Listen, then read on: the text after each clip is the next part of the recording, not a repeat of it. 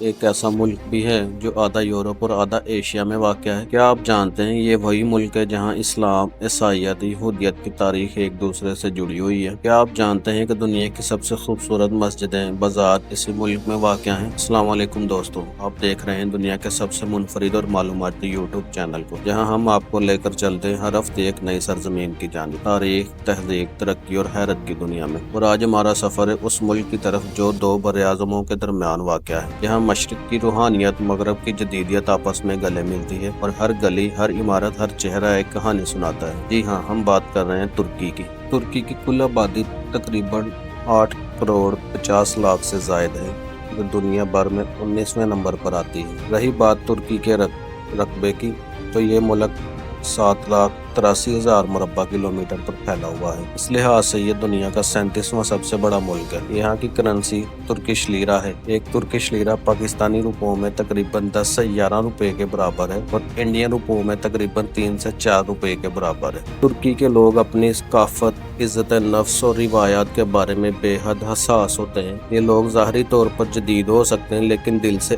آج بھی روایتی اور خاندانی اقدار کو زندہ رکھتے ہیں۔ آپس کے تعلقات میں یہ لوگ بہت نرم دل، باادب اور مددگار ہوتے ہیں۔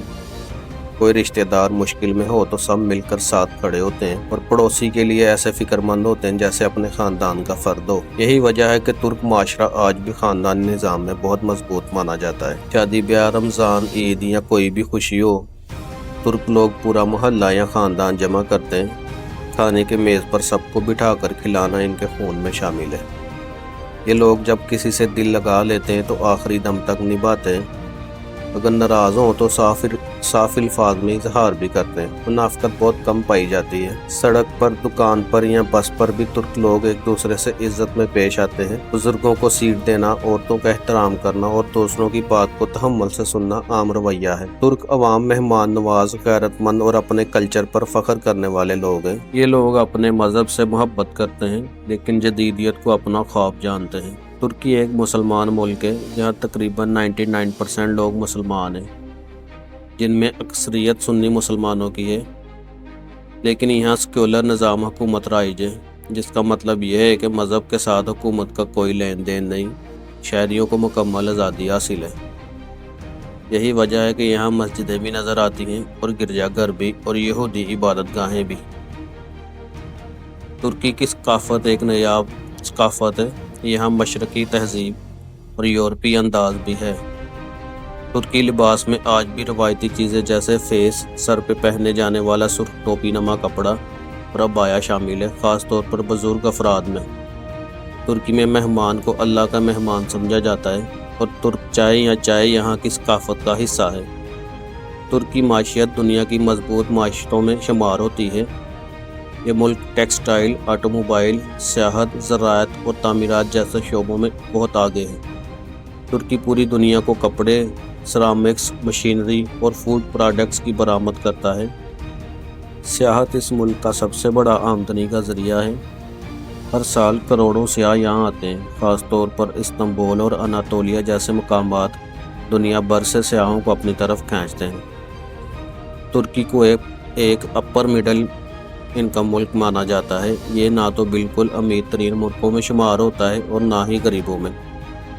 ترکی میں تعلیم، صحت اور ٹرانسپورٹ کا نظام بہت بہتر ہے، لیکن معاشی عدم استحکام اور مہنگائی جیسے مسائل بھی وقتاً فوقتاً سامنے آتے ہیں۔ ترکی میں تعلیم سرکاری طور پر مفت ہے، اور تعلیم حاصل کرنا 12 سال تک لازمی ہے۔ یہاں کے اسکول جدید ٹیکنالوجی سے لیس ہیں، اور ملک میں بے شمار یونیورسٹیاں ہیں، جن میں سے کچھ دنیا کی بہترین یونیورسٹیوں میں شمار ہوتی ہیں۔ بہت سے پاکستانی اور انڈین طلباء آ کر تعلیم حاصل کرتے ہیں، کیونکہ یہاں اسکالرشپ بھی دستیاب ہے اور ماحول بھی دوستانہ ہے۔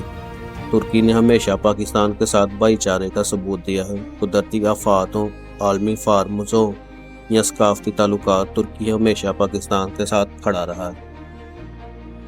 ترکی اور پاکستان صرف دو مسلم ممالک ہی نہیں بلکہ دل سے جڑے ہوئے فوجی اتحادی بھی ہیں۔ دونوں ملکوں کی افواج کے درمیان بھرپور تعاون، مشترکہ مشقیں، ٹریننگ اور پروگرامز اور دفاعی معاہدے بھی موجود ہیں، جو دنیا کے سامنے ان کے گہرے تعلقات کی گواہی دیتے ہیں۔ مشترکہ فوجی مشقیں ہر سال پاکستان اور ترکی کی افواج مختلف ناموں سے مشترکہ جنگی مشقیں کرتی ہے، جیسا کہ جناح ایکسرسائز یا اتا ترک سیریز، جو دونوں ممالک کے بانیوں کے نام پر رکھی گئی ہیں۔ ان مشقوں میں اسپیشل فورسز، نیوی اور ایئر فورس شامل ہوتی ہے تاکہ دونوں ممالک دشمنوں کے خلاف مشترکہ رد عمل کی تیاری کر سکیں۔ ترکی کی فوج اکیڈمیاں پاکستانی افسران کو اعلیٰ سطح کی تربیت فراہم کرتی ہیں، خاص طور پر نیوی اور ایوییشن کے شعبوں میں۔ اسی طرح پاکستان کی ملٹری اکیڈمیاں بھی ترک افسران کو خوش آمدید کہتی ہیں، جس سے اعتماد کا رشتہ مزید مضبوط ہوتا ہے۔ دفاعی صنعت میں شراکت داری: ترکی دفاعی ٹیکنالوجی میں تیزی سے ترقی کر رہا ہے اور پاکستان اس کا قریبی پارٹنر ہے۔ پاکستان نے ترکی سے جدید جنگی ہیلی کاپٹرز اور جنگی جہاز خریدے ہیں۔ اسی طرح ترکی پاکستان کو ڈریگن کلاسز آبدوز اور دیگر فوجی ساز و سامان بھی فراہم کر رہا ہے۔ بھارت کے ساتھ ترکی کے تعلقات کبھی بہتر کبھی کشیدہ رہے ہیں، لیکن ثقافتی اور تعلیمی سطح پر تعاون جاری رہتا ہے۔ ترکی میں پاکستانی اور انڈین طلبہ بڑی تعداد میں موجود ہیں اور لوگ ان سے خوشی اور اخلاق سے بات کرتے ہیں۔ ترک کھانے دنیا بھر میں مشہور ہیں۔ کباب، پائیڈے، ترک پیزا، لمحہ جون، ترک رول اور بکلاوا میٹھا یہاں کے خاص پکوان ہیں۔ ترکی میں ناشتہ سب سے اہم سمجھا جاتا ہے اور ناشتے میں پنیر، زیتون، شہد اور روایتی بریڈ شامل ہوتی ہے۔ ترکی کا سب سے بڑا اور مشہور شہر جو کسی تعارف کا محتاج نہیں، یہ دنیا کا واحد شہر ہے جو دو براعظموں یعنی یورپ اور ایشیا کو آپس میں جوڑتا ہے۔ یہاں ہر گلی، ہر عمارت تاریخ کے راز سناتی ہے۔ آیا صوفیہ جو پہلے کلیسا، پھر مسجد، پھر میوزیم اور اب دوبارہ مسجد بن چکی ہے، ایک تاریخی اور مذہبی شاہکار ہے۔ بلو مسجد، سلطان احمد مسجد، اپنی نیلی ٹائلوں کی وجہ سے دنیا بھر میں مشہور ہے اور اس کی عظمت آج بھی لاکھوں سیاحوں کو اپنی طرف کھینچتی ہے۔ جب بات خریداری اور ثقافت کی گئی ہو تو گرینڈ بازار کا نام آتا ہے۔ یہ دنیا کے قدیم ترین اور سب سے بڑے بازاروں میں سے ایک ہے، جہاں ہزاروں دکانیں سنہری چمچماتی خوشبودار اشیاء سے بھری ہوئی ہیں۔ ترکی کی تاریخ ہزاروں سال پرانی ہے۔ یہ سرزمین بازنطینی سلطنت، رومن امپائر اور عثمانی خلافت کا مرکز ہے۔ خلافت عثمانیہ صدیوں تک اسلامی دنیا کی قیادت کرتی رہی اور اس کا مرکز استنبول میں تھا، جسے اس وقت قسطنطینیہ کہا جاتا تھا۔ 1923 میں مصطفیٰ کمال اتا ترک نے خلافت کو ختم کر دیا، جدید سیکولر ترکی کی بنیاد رکھی۔ انہوں نے تعلیم، خواتین کے حقوق اور سائنسی ترقی میں انقلابی تبدیلیاں کی اور ترکی کو ایک جدید ریاست بنا دیا۔ آج کا ترکی ایک خوددار، خود مختار اور بااثر ملک ہے۔ یہ نیٹو کا رکن ہے۔ یورپ، ایشیا، مشرق وسطیٰ کے درمیان پل کا کردار ادا کرتا ہے۔ ترکی کی حکومت عالمی سطح پر اہم فیصلوں میں اپنا کردار ادا کرتی ہے اور ملکی دفاعی صنعت میں بہت ترقی کر رہی ہے۔ خاص طور پر ڈرون ٹیکنالوجی میں ترکی کا 97% حصہ ایشیا میں، جبکہ صرف 3% حصہ یورپ میں ہے، لیکن ثقافت میں یورپ اور ایشیا کا مکمل عکس نظر آتا ہے۔ ترکی میں 150 سے زائد پہاڑ ہیں جو برف سے ڈھکے رہتے ہیں اور ان پہ ہیکنگ بھی کی جاتی ہے۔ دنیا کی پہلی کافی شاپ کا آغاز بھی ترکی کے شہر استنبول میں ہوا تھا۔ ترکی کے حمام یعنی ترکش بات یہاں کی خاص روایت ہے جو آج بھی زندہ ہے۔